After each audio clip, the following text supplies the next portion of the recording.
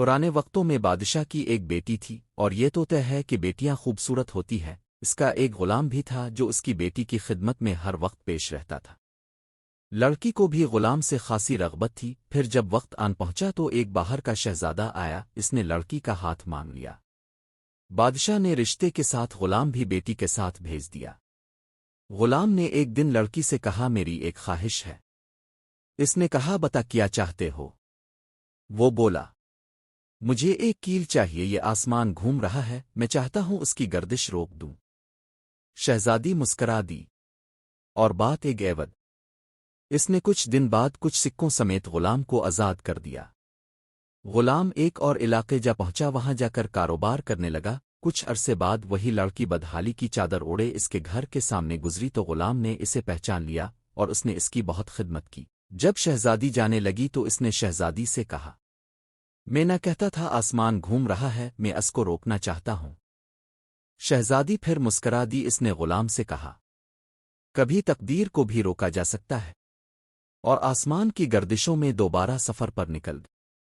دوستو، تم سب لوگ بہت خوبصورت ہو، آتے جاتے رہتے ہو، ان گردشوں کو روکنا ممکن نہیں ہے۔ غلاموں کی طرح کیل نہ ڈھونڈو، شہزادیوں، جسے رہنا سیکھو اور سفر کرو۔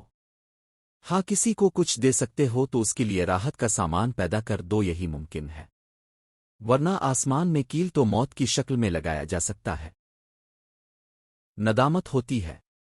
بادشاہ کے ایک وزیر نے کہا، بادشاہ سلامت، ایسے لوگوں کے گزارے کے واسطے تھوڑی رقم بطور وظیفہ مقرر کر دی جائے جو ان کو قسط وار دی جایا کرے تاکہ فضول خرچی نہ کر سکیں، لیکن ان کو ڈانٹ کر نکال دینے کا حکم دیا ہے۔ وہ اب جیسے بلند ہمت بادشاہ کے لیے مناسب نہیں ہے۔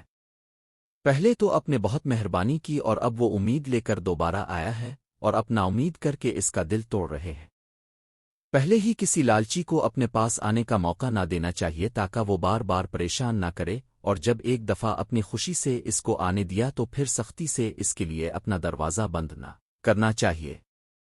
حجاز عرب کے ملک میں پانی کم ہوتا ہے، مگر یہ کسی نے نہیں دیکھا کہ وہاں کے پیاسے کبھی سمندر کا کھارا پانی پینے کے لیے جمع ہوئے ہوں۔ اس لیے جہاں کہیں میٹھے پانی کا چشمہ ہوتا ہے وہاں انسان، چڑیاں اور چیونٹیاں سب جمع ہو جاتی ہے۔ اسی طرح جو شخص سخی ہوتا ہے حاجت مند لوگ اسی کے پاس آتے ہیں۔